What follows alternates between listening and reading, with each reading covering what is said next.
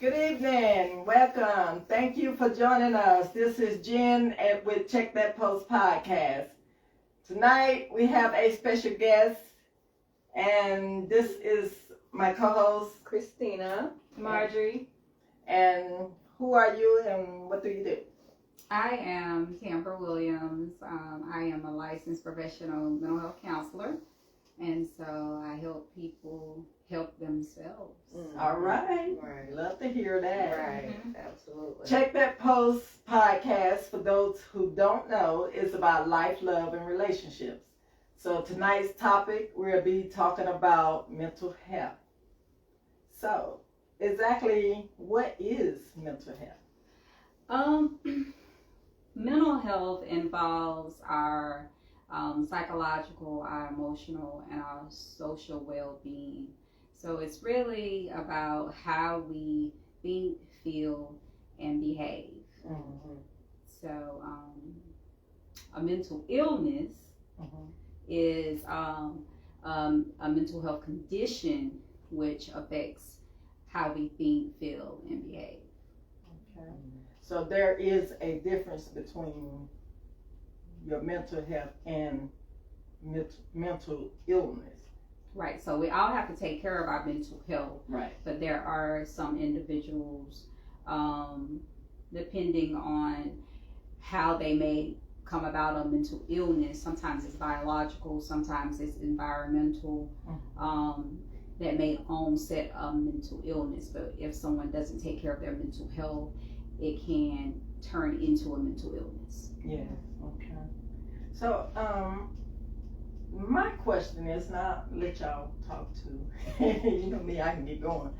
But my question for you is it possible to be suffering from a mental health issue and not be aware that you're suffering from a mental health issue? Mental illness. Mental illness. Absolutely. A lot of times, especially in the African American community, I feel and believe very strongly that we have gotten much better, but we still got work to do. Right. So there's a lot of stigma that's still around mental health in itself. Yeah. There are organizations, there's a lot of research that's been done to stomp out the stigma of mental health and all. But yes, it is possible to have no idea that you may be suffering in silence with a mental illness. And so sometimes those warning signs look like just changes in your mood.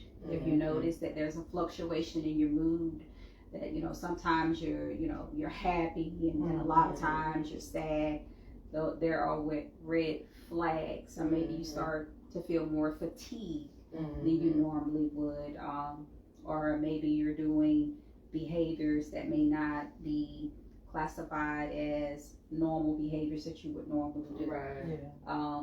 Maybe that looks like And like eating a lot, absolutely, like changing habits and stuff like that, like just switching up the routine and stuff like sleeping more, right, or not enough. Absolutely. What about depression? Absolutely. Depression is a set of symptoms.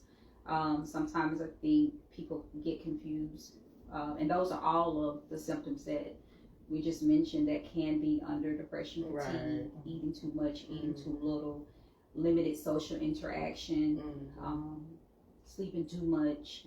So all those things could be symptoms of depression. Okay. Yeah.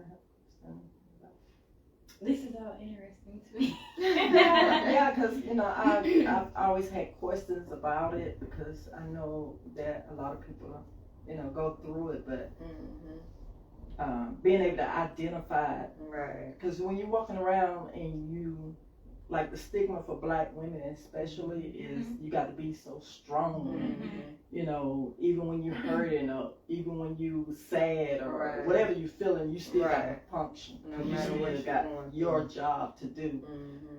Be that taking care of your family, whatever the case, your children, whatever the case may be, and then you got to work on top of that. So, just being able to identify, to be able to just stop and say, okay, like, what's going on with you? Why you acting out this way? And just be able to put a name to it, I guess. That's something that I really want to Yeah. kind of go over a little bit, just put a name to it. Mm-hmm. Absolutely, and what you want to do, because there's a lot of good information out there on the web, but then there's a lot of bad information out there on the web. So sometimes we search Mr. Google, and it's like, ooh, but this look like, or it feels like everything that I'm experiencing. Right. So we would highly recommend that you go to see a professional, to get a professional evaluation when it comes to mental health. I want to piggyback off something that you did say about with Black women. Sometimes it can be functional depression. So you can be taking care of the kids, working, and still be dealing with depression and functioning at a very high level. So it's worthy of, like you were saying, being able to check your pulse, to see, a figure of speech, checking your pulse to see where you are, checking in with your mental health to see where you are, and to have those questions. Ask yourself those questions. Nothing wrong with you checking in with yourself on a regular basis. I totally agree. I was thinking that too, like just not wait until there is an issue, or you do see a bad pattern or whatever, just to making it a weekly thing, to just check in with yourself and just make sure your mental state is good, because with like me, I'm a mom having kids.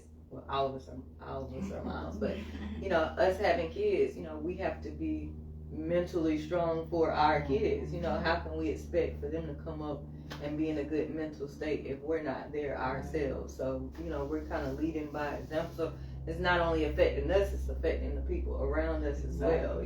How we react to certain, we're changing the way we react, we're snapping on people, like whether it's work, family members, friends, whatever, if you are noticing those behaviors, it definitely means it's time to check in with yourself if you're not already doing that on a regular basis. So I totally agree with that as well.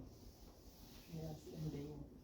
You have some tips for people who maybe want to get therapy, but sometimes there's a waiting list.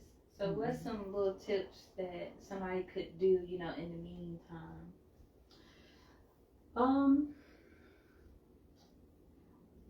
There are a number of different things. We always say that you do not want to do anything that causes emotional distress. So you don't want to do anything that's going to make the symptoms absolutely worse.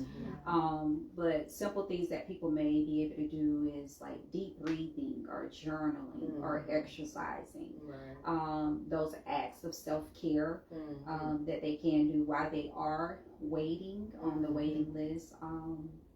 And to just, seek out those resources. Sometimes, there are videos on YouTube that may help individuals with, anxiety, anxious thoughts, things of that nature that they can take advantage of.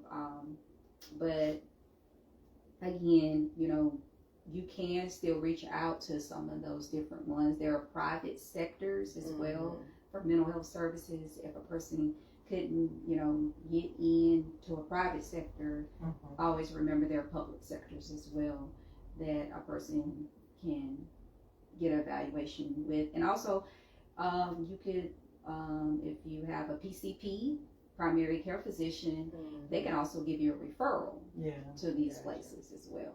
And then a lot of times what we're seeing is the PCP have that already incorporated into their practice, so that they can just, hey, sign up over here, and you start connecting, even with children.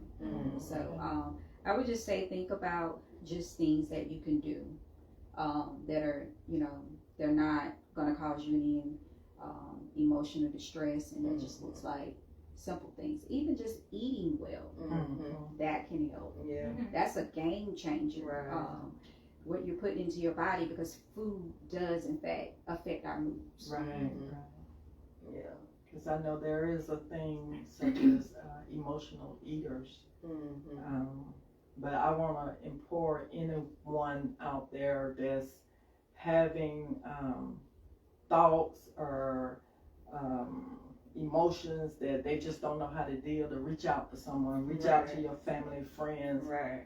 Like she said, journal, work out, do something to get that bad energy out for you, and then turn it to something positive if you can. And if you feel like you just need help, then reach out to, you can write a Dear Jen letter.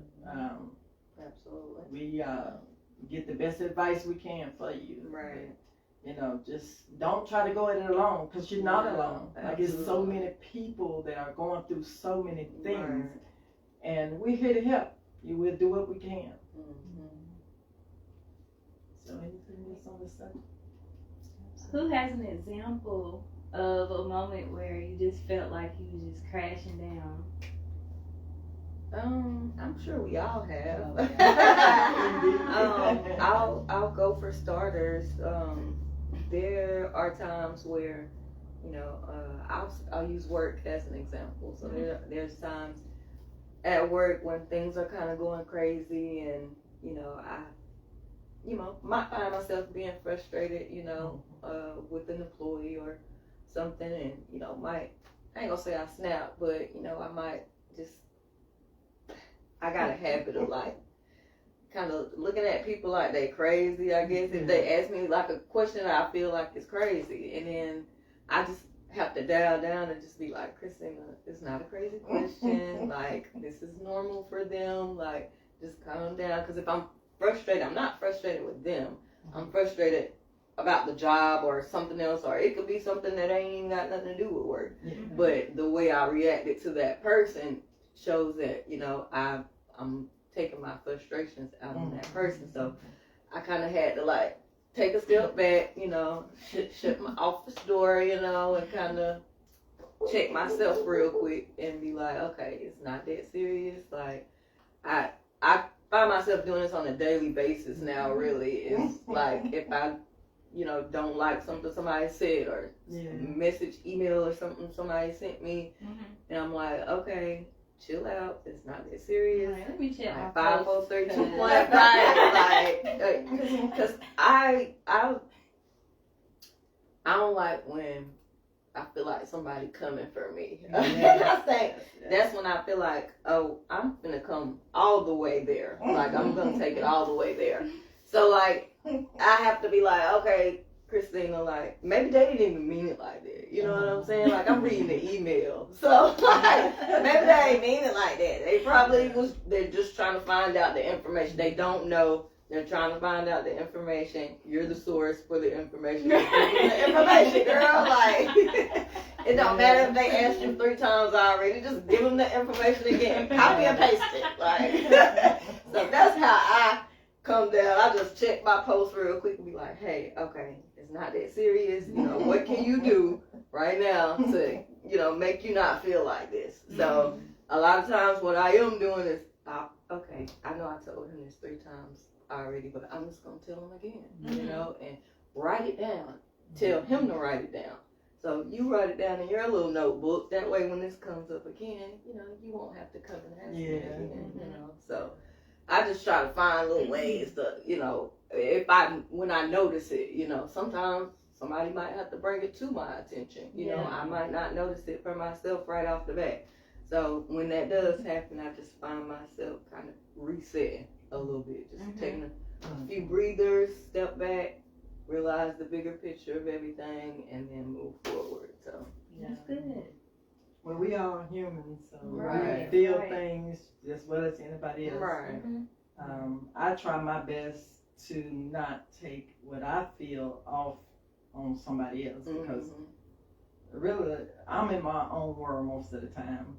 I'm doing what I'm supposed to do. I just want to get it done and go. right, But I don't like to be messed with. So if I feel like you, and I guess that's probably where you got it from. If I feel like you're coming for me, then I'm gonna react, right, because I'm human too. right, But I try to put my best foot forward and think first right, before I react.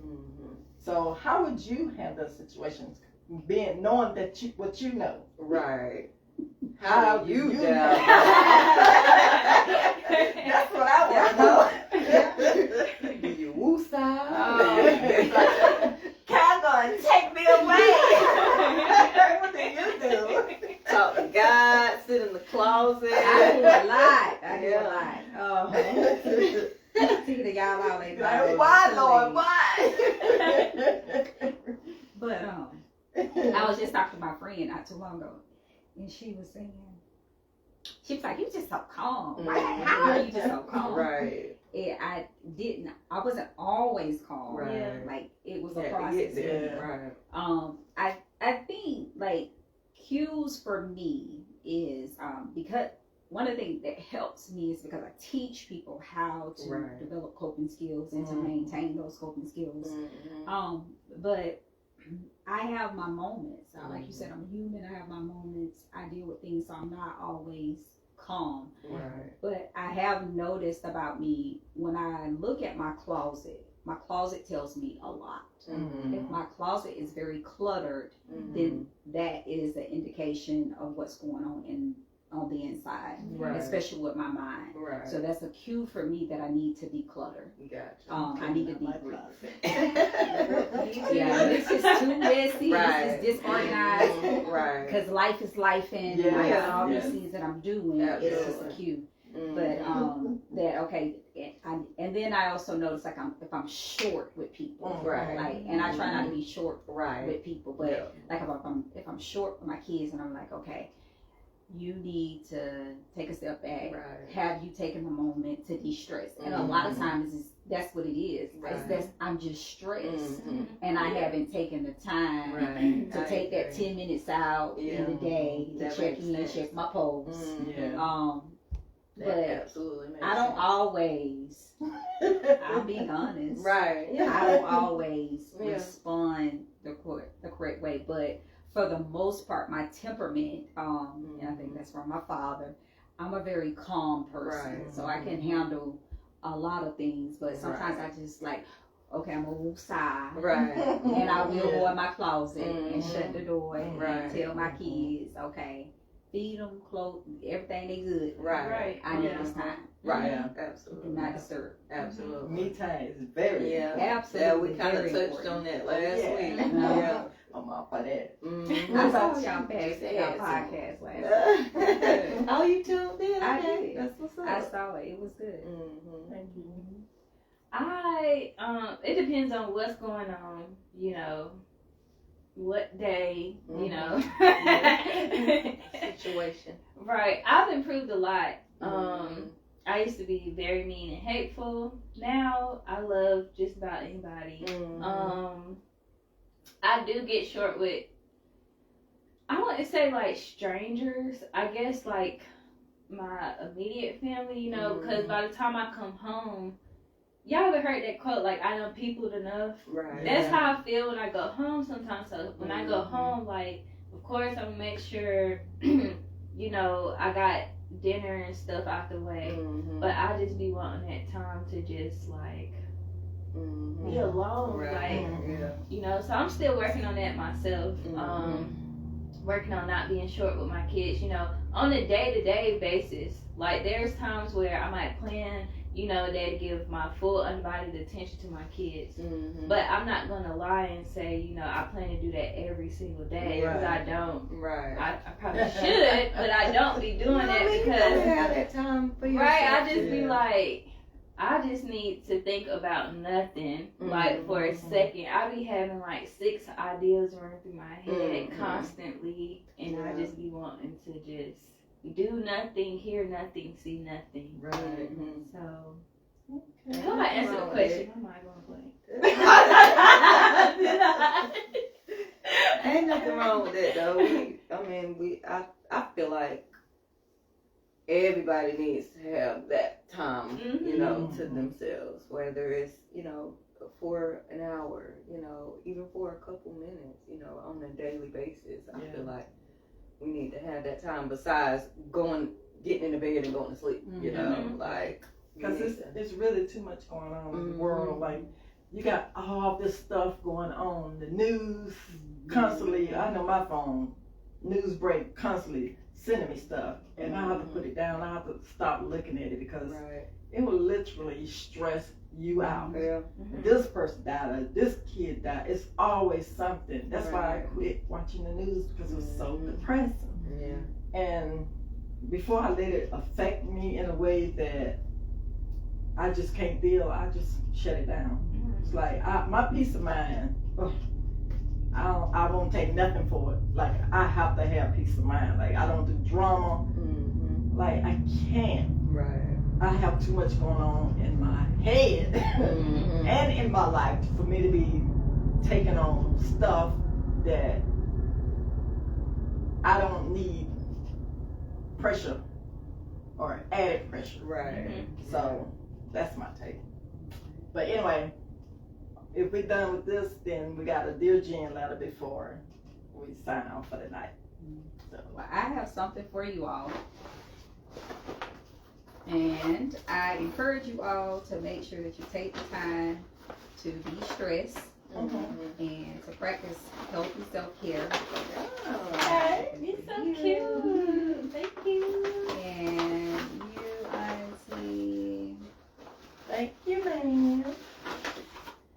Oh, I love getting gifts. And this is also like happy lunch, podcast lunch, and also a way to practice self-care. Okay. Thank you. Thank you so much. I like this today. Yes, now I ain't gonna lie, I love me some family. So like to get in the room, and cause that's one thing that I'll do. I'll cut the lights out, light the candles, like get in my little for real. Like I ain't gonna say I don't like all the way down meditate type deal, but I will kind of block everything out and just nothing. I don't want to hear nothing. I don't want to see nothing. Right. So I definitely, and I actually, a lot of times I find myself falling asleep when I do that. So It's very cathartic. It's It a way to is. relieve stress Yes. bringing that peace. right, and absolutely. And then smell that good sweet Mm-hmm. candle. I'm sorry for that. Okay, today's Dear Jen letter is about grown kids. Okay. Dear Jen, what do you do when you have a child that you love dearly and you want them to have the best life that they can provide for themselves and their child, but they just don't seem motivated to do much of anything, really? I didn't come from letting them fall on their face, people, so I'm not built like that. But her father and I are older now, and we're just tired. We have stopped providing many things that we were providing before, like catching up bills, providing food, and even gas for her car. Oh, wow. All that has been stopped, but she just don't seem motivated. So my question, aside from prayer, is what's next? I don't have grown kids, but I can speak from when I was struggling and my parents just, kind of took their hands off. Mm-hmm. I fell on my face for a little while, but I came back and Right. look at me now. Yeah. Right, Yes. absolutely. Tell that kid no. Absolutely. That's again what I would say. Yeah. Sometimes you just have to fall have back to. and let them fall. You have to. Be there when they need you. Mhm. But my best advice, that's the best thing you can do for them, Right. is to fall back. Right. You could be standing up there in the corner looking, like, peeping over, Right. making sure they're okay, but you Absolutely. need to fall back and let them Mhm. grown-ups be grown-ups, especially if they have a kid already. Absolutely. They consider themselves to be grown-up. They're doing grown-up things. Right. So you might be surprised. They might just take off with their little Right. wings and fly on. Exactly. Be like, okay, mom, I don't need you right now, but I'll call you if I need you. Yeah. Right. But you ain't gonna know if you don't Right. let go. Right. So it's best sometimes just to let go. Yeah, because you don't want to enable them. And I Right. think about that, just seeing parents with even small kids, like just they're never getting their independence. Like, it's like, kids just start walking, and you want to hold them or pick them up every time they don't want to walk. You just want to pick them up because they don't want to walk. Like, let that baby walk. Yeah. How he gonna, of course he gonna fall a couple times on his face, probably, like you said. But, it's gonna take that. But how he ever gonna learn how to walk confidently if you don't let him fall a couple times? So, I agree with that totally. Like, let whoever, let him go. Like, take care of the baby, but take care of the grandbaby. Make sure the grandbaby good. But that child, they grown. Let them be grown. And then I'm sure they not acting like no baby. I'm sure they doing grown people stuff. They got grown, got kids. So they grown. Let them be grown. Exactly. You got anything on that? Well, I do have a grown child. His situation is a little bit different. I think I'd agree with you ladies. What you do not change will continue. Right. Exactly.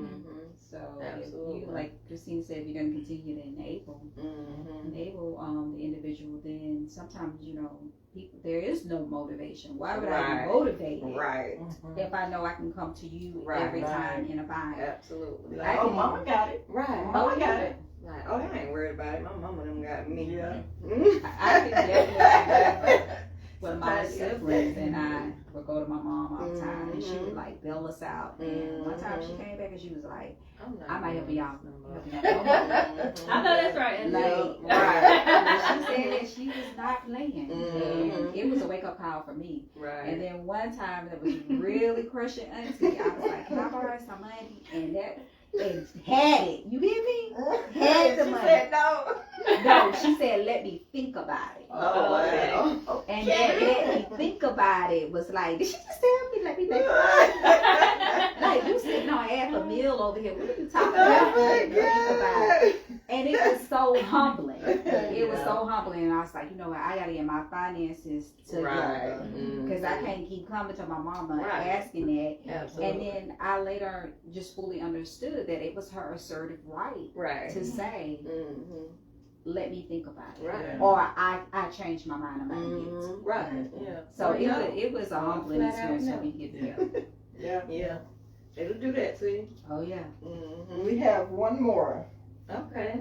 Dear Jen, if God created mankind, and according to Jeremiah 29:11, he has a specific purpose and plan for each human being. I don't know if I said that right, but anyway, how does a person go about finding what that purpose is? And also, how do you balance giving God what's due him and living everyday life in the process? Should you as a human say, forget why I was created, I'm going to do what I want to do with my life? Or should you strive to find out why he created you and then pursue his plan for you? Do you think that a lot of people are unsuccessful at what they endeavor to do or strive to be because contrary to their God-given purpose? Also, people who are driven to undertake many goals or business ventures but still are not being fulfilled. Do you think they achieve burnout because of whom much is given, much is required? Or are they doing it on their own strength or the strength that God provides? He says in his word in Philippians 4:13, I can do all things through Christ who gives me strength. This tells me that whatever I undertake, I should be given the strength to preserve from God and not by my own attempts. What are your thoughts? My thought is you answered your question. But